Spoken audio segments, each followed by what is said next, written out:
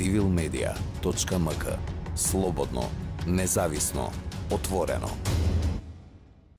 Vaš je izborni uspjeh bio fantastičan nasuprot izuzetno prljavoj kampanji s kojom se vaša stranka sučeljavala u toku izbornog procesa. Ipak ste pobjedili s velikom razlikom, praktično apsolutno. Kako je došlo do toga? Što je birače natjeralo da prestanu vjerovati populizmu i propagandi kao što su to vjerovali recimo u prijašnjim ciklusima izbornih? Pa da, mislim, u pravu si, ova kampanja, pogotovo u ovom drugom krugu, je bila nevjerovatno prljava kampanja.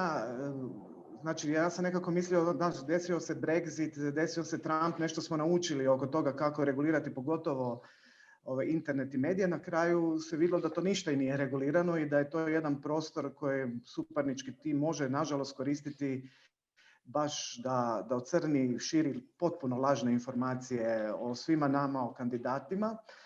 Ali srećom, birači i biračice nisu na to nasjeli. I odgovor nekako na tvoje pitanje, Žabir, je meni da su oni prepoznali ono što mi volimo reći naš DNK, a to je da uistinu ljudi koji su okupljeni oko Možemo zadnjih 20 godina na ulici se bore za javna dobra, bore se za ovaj grad, bore se za ljudska prava i da iako su se u međuvremenu već pojavljivale neke populističke priče koje su se malo zasjale i ubrzo su nekako nestale sa političke scene, mislimo da mi dajemo tu drugačiju poruku, da ovo nije na brzinu sklepana ekipa, nego da ta naša dugogodišnja zajednička suradnja je sada prepoznata, da ljudi imaju povjerenje da mi znamo surađivati, da ćemo znati i vladati ovim gradom.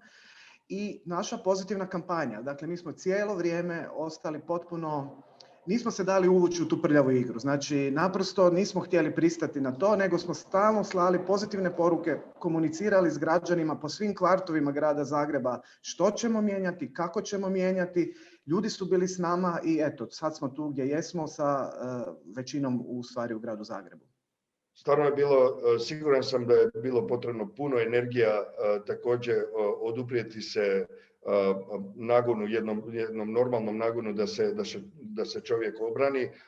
Pratili smo pomno vašu kampanju, bila je jako pozitivna, pomirljiva i kreativna, naravno i konstruktivna, s točnim prijedlozima što se može napraviti, što ćete napraviti i tako dalje. Ja bih ipak ostao na temi govora mržnje.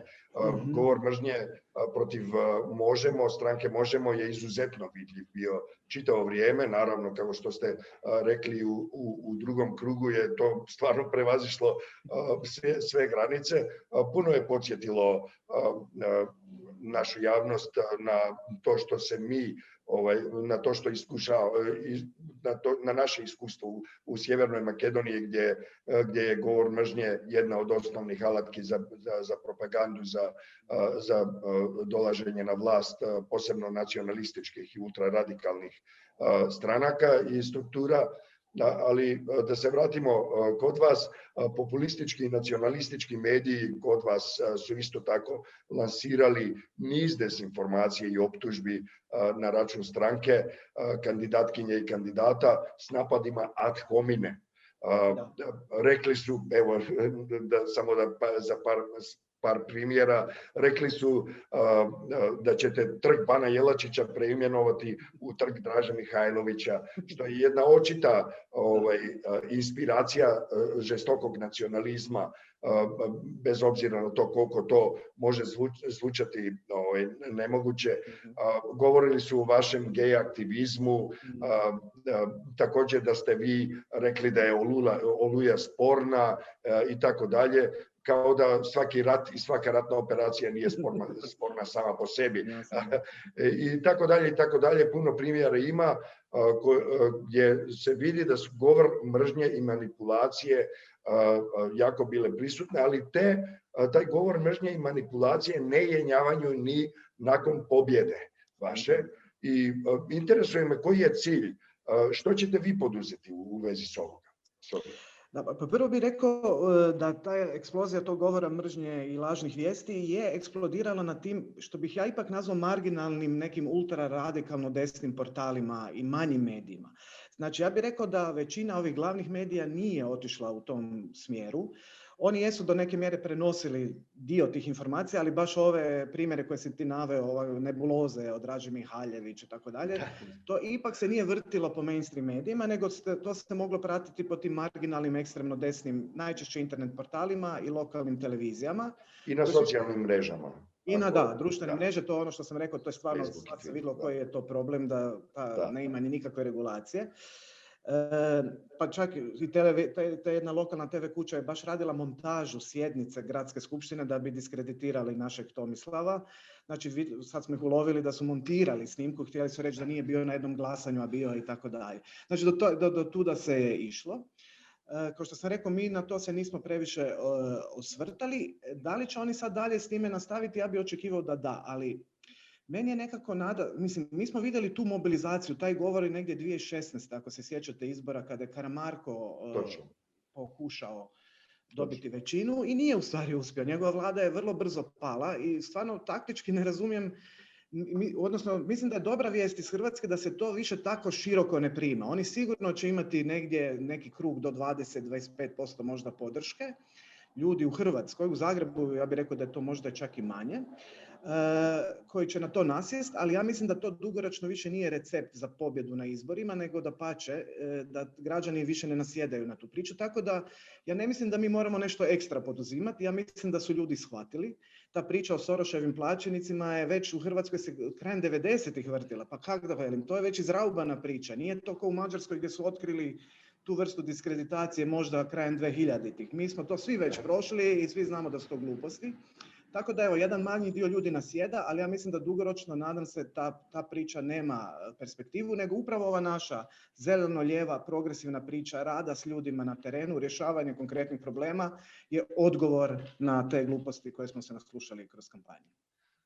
Da, želimo mu uspjeha u tome, osobito zato što taj će uspjeh biti sigurno primjer drugim progresivnijim snagama u drugim zemljama i na Balkanu, ali naravno i šire. Interesuje me koji su razmjeri korupcije u gradu Zagrebu s kojom ste obećali se boriti. Imaju li institucije u gradu Zagrebu i uopće u državi Hrvatskoj kapaciteta da se konfrontiraju s korupcijom? I da li je možda, ako smijemo ostati još uvijek na toj temi, možda govor mržnje i crna kampanja, možda dimna zavjesa, pokušaj otupiti vašu oštricu u toj borbi protiv korupcije, možda relativizirati ili možda čak i povjerenje građanka i građana da u institucije kada vi otvorite slučajeve. Dakle, ipak najvažnije pitanje, koji su razmjeri korupcije u gradu Zagrebu? Pa mislim, ovo što smo mi do sada pratili kroz aktivnost naših vijećnika u gradu Zagrebu protekle 4 godine, mi jesmo svjesni da je tu itekako puno korupcije i nepotizma. One indikatore koje smo mi izvukli jesu javne nabave. Znači, mi imamo znanstvena istraživanja koja kažu da grad Zagreb godišnje gubi do 600 milijuna kuna. To bi bilo nešto manje od 100 milijuna eura samo na javnim nabavama. Ima ogroman broj javnih nabava gdje se javlja samo jedan ponuđač, jer su ljudi već odustali. Znači, poduzetnicima se naprosto ne isplati pripremati dokumentaciju, pa će rađe reći zaboravi grad Zagreb. I to je nešto što ćemo sigurno vrlo brzo promijeniti, to smo i najavili i svaki put kada možemo koristimo priliku da pozivamo i obrtnike i poduzetnike, ali i građane da stvarno počnu sada vjerovati novoj gradskoj upravi gdje želimo natječaje učiniti što transparentnijima, ne samo za poslove, nego i čak za radna mjesta u gradu Zagrebu, jer svi znamo kako se je do sada zapošljavalo.